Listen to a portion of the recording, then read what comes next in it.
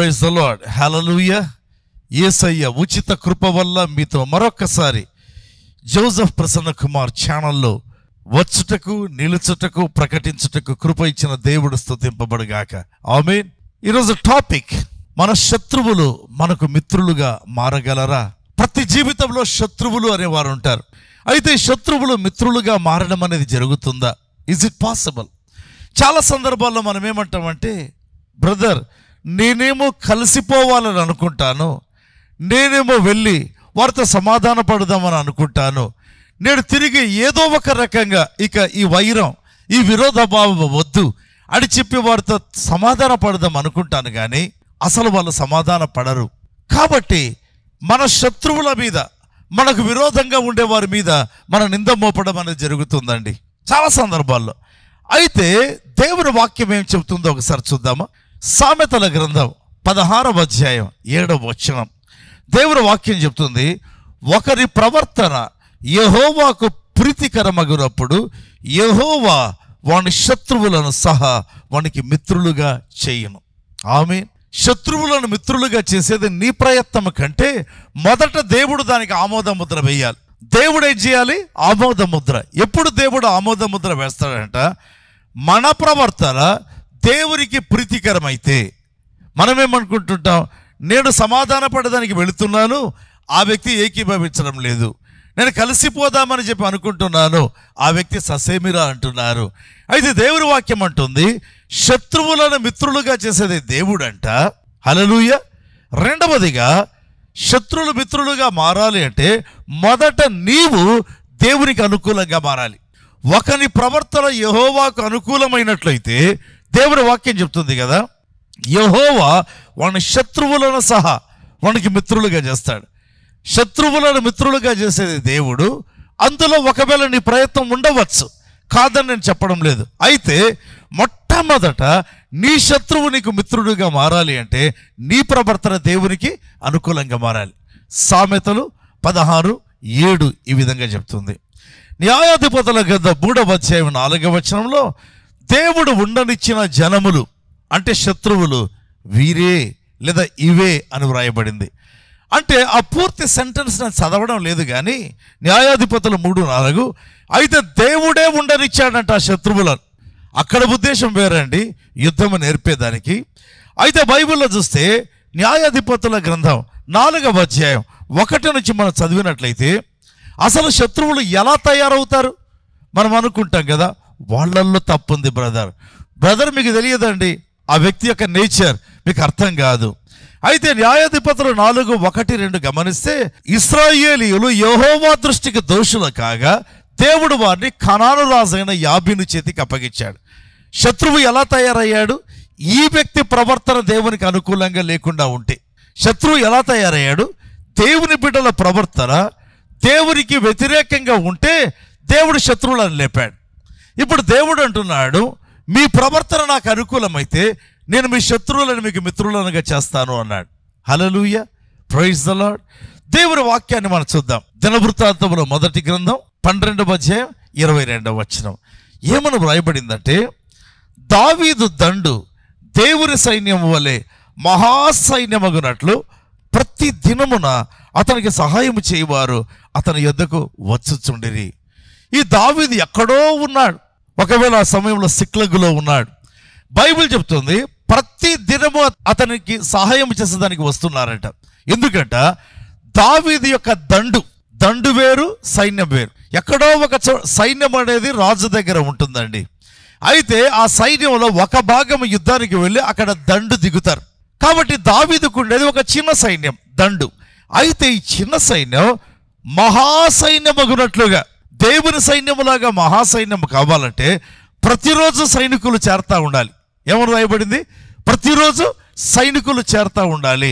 కనుక దేవుని వాక్యాలు చూస్తున్నాం కదా, ప్రతిరోజు చేరుతూ ఉన్నారట, ప్రతిరోజు చేరుతున్నారు. Praise the Lord. అలాగే దేవుని సేవ కూడా, దేవుని సంఘాలు కూడా, నేను ఎప్పుడు చెప్తాను, ప్రతిరోజు కొత్త వారు చేరాలి. అపొస్తలుల కార్యముల 2వ అధ్యాయం చివరి వచనంలో మనం చూసినట్లయితే, ప్రభువు రక్షణ పొందుతున్న వారిని అనుదినము సంఘములో చేర్చుచుండెను అని వ్రాయబడింది. నా దగ్గరికి దైవ సేవకులు వస్తుంటారు, బ్రదర్ మా సంఘం చాలా చిన్నది, ఏం చేయమంటారు? నేను ఒక మాట చెప్తా. దేవుడు నాకు ఇచ్చినటువంటి ఆ వాక్యం అపోస్తలుల కార్యములు 2వ అధ్యాయం చివరి వచనం చెప్పి, ఆ వాక్యంలో ఉంది, రక్షణ పొందుతున్న వారిని అనుదినము సంఘములో చేర్చుచుండను అని వ్రాయబడింది కదా. ఈ మాట పట్టుకొని నేను ప్రార్థన చేస్తుంటాను. అందుకే ఒకప్పుడు ఇది కూడా చాలా చిన్న సంఘమే, కృపా సంఘం. ఈరోజు చాలా పెద్దదైపోయింది. వై? బికాస్ తన వాక్యాన్ని ఆయన మహిమపరిచాడు. దావీదు యొక్క దండు చిన్న సైన్యం, అయితే దేవుని సైన్యం వలె మహాసైన్యముగా మారాలి అంటే ప్రతిదినము చేరుతా ఉన్నారంట. ఓకే, అయితే ఎవరు చేరారో చూద్దామా? చాలా ఆశ్చర్యకరంగా ఉంటుంది. దినవృత్తాంతముల మొదటి గ్రంథం 12వ అధ్యాయం 29వ వచనంలో బెన్యామీను గోత్రము నుంచి కూడా 3000 మంది వచ్చారంట. దావీదు దగ్గరికి అందరూ వస్తూ ఉన్నారు. దావీదు సైన్యం పెద్దదవుతా ఉంది. అయితే బెన్యామీను గోత్రములో నుండి కూడా 3000 మంది వచ్చారట దావీదు దగ్గరికి. ఎవరండి బెన్యామీను గోత్రం? తన శత్రువైన సౌలు రాజు యొక్క గోత్రం. మనకందరికీ తెలుసు. దావీదు పారిపోతుండగా షిమి అనే ఒక వ్యక్తి వచ్చి దావీదుని తిడతాడు.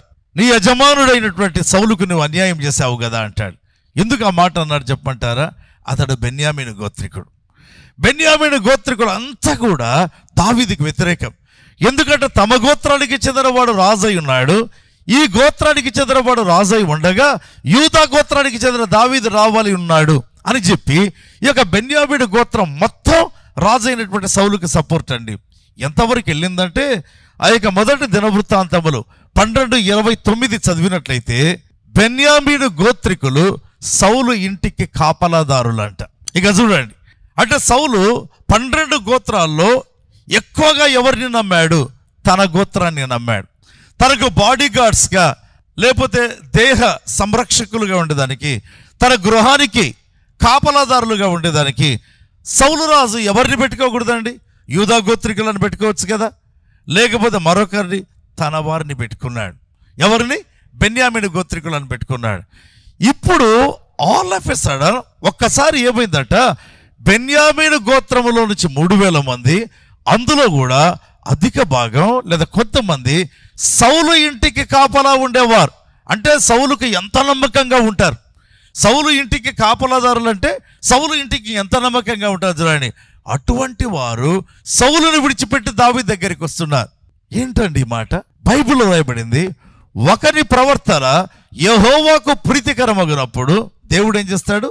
వాని శత్రువులను కూడా వానికి మిత్రులుగా చేస్తాడు. శత్రువులు ఎలా పుట్టారు? దేవునికి వ్యతిరేకంగా ఒక వ్యక్తి ఉన్నప్పుడు. బైబిల్ చెప్తుంది, నేను కాదు ఆ మాట. ఆఫ్ కోర్స్ సువార్తను బట్టి శత్రువులు ఉంటారు, దాన్ని మనం కాదనలేము.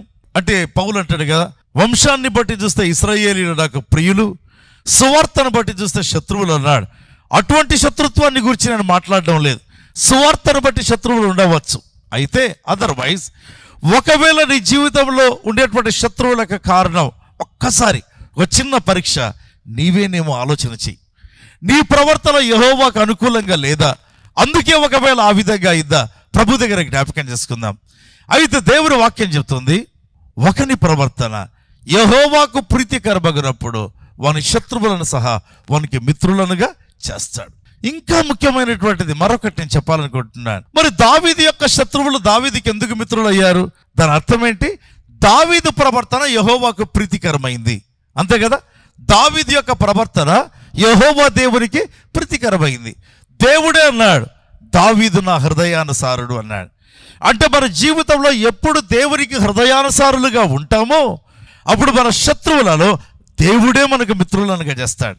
ఆమేన్. అప్పుడు మన శత్రువులను దేవుడే మనకు మిత్రులుగా చేస్తాడు. అందుకే మన జీవితంలో మన శత్రువులు మనకు మిత్రులగునట్లుగా అనుదినము దేవుని వాక్యం చదివి ధ్యానించి దాని ప్రకారం జీవించాలి. వాక్య ప్రకారము జీవించడానికై ప్రయాసపడండి. ఒక దైవ సేవకునిగా నేను చెప్తానండి, ధైర్యంగా ప్రతిరోజు నా జీవితాన్ని దేవుని వాక్యంలో నేను సరి చేసుకుంటాను. ప్రతిరోజు నా జీవితాన్ని దేవుని వాక్యపు కాంతిలో నేను సరి చేసుకుంటాను. ప్రభు ఎదుట చెప్తున్నాను ఎవ్రీడే. ఏ విధంగా ఒక మనిషి అద్దము దగ్గర నిలబడతాడో, అద్దము దగ్గర నిలబడి తన యొక్క హెయిర్ స్టైల్, తన యొక్క వస్త్రాలు ఎలా సరి చేసుకుంటాడో, వాక్యం అనే అద్దము దగ్గర ప్రతిరోజు దేవుని బిడ్డ నిలబడాలి. He has to correct himself before the word of God which is the divine mirror. దైవికమైన ఆ యొక్క అద్దము దగ్గర తనను తాను సరి చేసుకోవాలి. ఎప్పుడు మన జీవితాలను మనం సరి చేసుకుంటూ ఉంటామో ఆటోమేటిక్గా మన శత్రువులు మనకు మిత్రులైతారు. ఆ పని దేవుడు చేస్తాడు. ఆమేన్.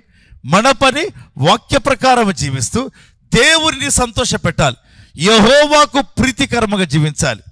దేవుని పని మన శత్రువులందరినీ మనకు మిత్రులుగా చేస్తూ ఉంటాడు. మరి ప్రభు మనతో మాట్లాడుతుండగా దేవుడిచ్చిన ఈ కృపను బట్టి ప్రభుకు స్తుతులు తెలుపుతూ మన జీవితాల్లో దేవుడి కార్యం జరిగించాలని, మన శత్రువులు మనకు మిత్రులుగా మారినట్లుగా ప్రభు అనుగ్రహించాలని, ఆయన మార్చాలని కోరుతూ ముగిద్దాం. చిన్న ప్రార్థన చేద్దామా?